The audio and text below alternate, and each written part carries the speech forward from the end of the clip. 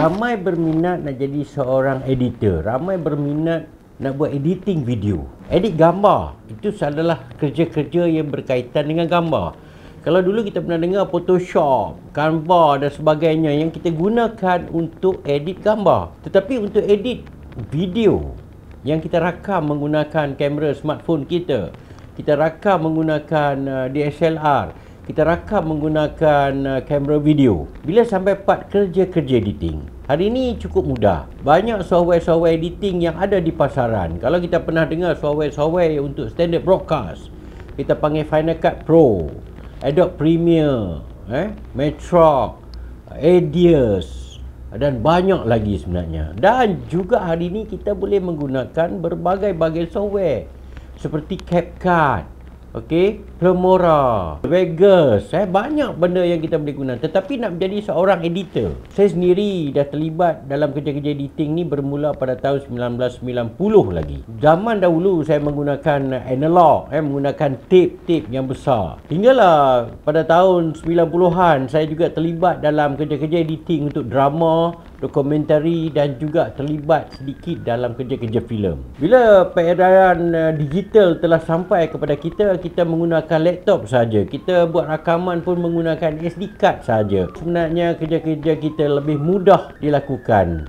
Jadi bila kita dah sampai peringkat untuk jadi seorang editor, ada ilmu-ilmu untuk kerja-kerja editing sebenarnya. Menghasilkan kerja-kerja editing untuk corporate video tidak sama dengan kerja-kerja editing untuk drama. Perlu diingat sebenarnya, kerja-kerja editing untuk video montage, corporate video dan video-video pembelajaran tidak sama dengan kerja editing untuk drama, filem yang berkaitan dengan industri perfilman begitu. Kenapa perbezaan di antara dua? Sebab kita perlu faham, memahami apps ataupun software itu dengan mudah. Kita belajar tentang mengenal tool-tool di dalam software itu seperti Final Cut, seperti Adobe Premiere, cukup mudah. Kalau dalam masa 1 minggu kita fokus, sebenarnya kita akan dapat mengenali semua fungsi-fungsi, di mana button cut, di mana button effect, di mana button dissolve, di mana button audio dan di mana part-part yang kita nak kombinasikan di dalam kerja-kerja editing kita. Bila kita dah kenal semua part itu, sebenarnya dalam kerja-kerja editing ni perlu tanam dalam jiwa ialah kita perlu minat dengan kerja-kerja editing. Kita perlu ada feel, kita perlu ada daya kreatif, kita perlu ada sifat kreativiti yang tinggi dalam kerja-kerja editing. Sebab rakaman-rakaman yang dibuat berperingkat demi peringkat, satu demi satu, belum dicantum untuk mendapat sesuatu yang menarik. Dalam kerja editing lah sebenarnya tugas sebagai editor lah yang akan mencantumkan dia untuk hasilkan satu video persembahan yang menarik. Dalam kerja editing juga disebut editor, dalam kerja editing juga disebut cutter ataupun operator. Bila saya sebut cutter ni dia potong aja. Dia rasa di hujung dah video tu dia akan cut. Dia ambil video yang baru, dia rasa di hujung dia terus akan cut. Ambil video lagi, dia terus cut aja. So dia tak kisah, dia tak ada perasaan, dia tak ada nilai-nilai seni di dalam kerja-kerja editing tu. Tetapi bila kita menonton video tu, kita rasa pening, kita rasa sakit kepala sebenarnya. Kenapa dia potong melompat sana, melompat sini, daripada shot besar pergi shot kecil. Shot yang lebih kecil tiba-tiba dia terus pergi lagi satu shot kecil yang lain, hingga kita sendiri tak faham apa yang dia buat. Bila saya sebut operator tadi, operator ni sebenarnya dia boleh mengendalikan tools di dalam Final Cut tu. Dia boleh mengendalikan tool dalam Adobe Premiere itu sendiri.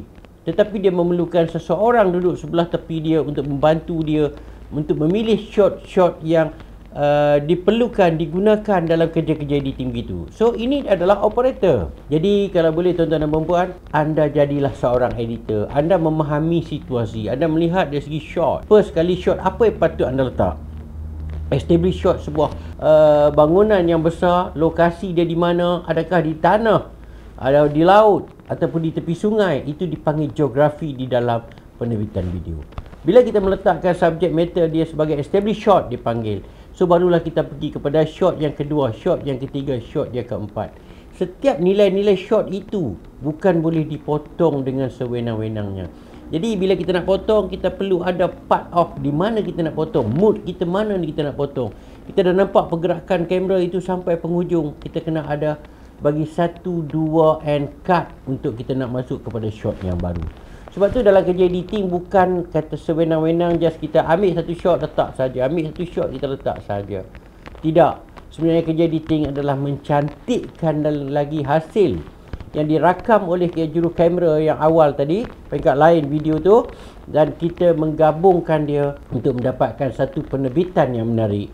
Sebagai editor, dia menggabungkan dari segi shot-shot video tersebut. Sebagai editor, dia menggabungkan di antara grafik-grafik yang perlu diselitkan dalam persembahan video kita itu, dan juga kerja editor lah yang mencantumkan suara latar dan muzik untuk diimbang supaya kita dengar selari antara muzik dan suara latar. Lebih jelas adalah suara latar dan kita memahami penerbitan video itu dengan cukup baik. Bukan mudah nak jadi seorang editor, maknanya kita perlu belajar. Saya sendiri sudah melebihi 30 tahun dalam kerja-kerja editing, masih lagi melakukan kerja-kerja editing. Jadi kami di Iframinda sentiasa membantu anda dalam kerja-kerja editing. Kalau anda berminat dengan kerja editing, tambahkan ilmu melalui kursus-kursus anjuran di Iframinda yang kita sediakan dari segi tools, software dan juga video background, music dan sebagainya untuk anda guna semasa kursus di Iframinda.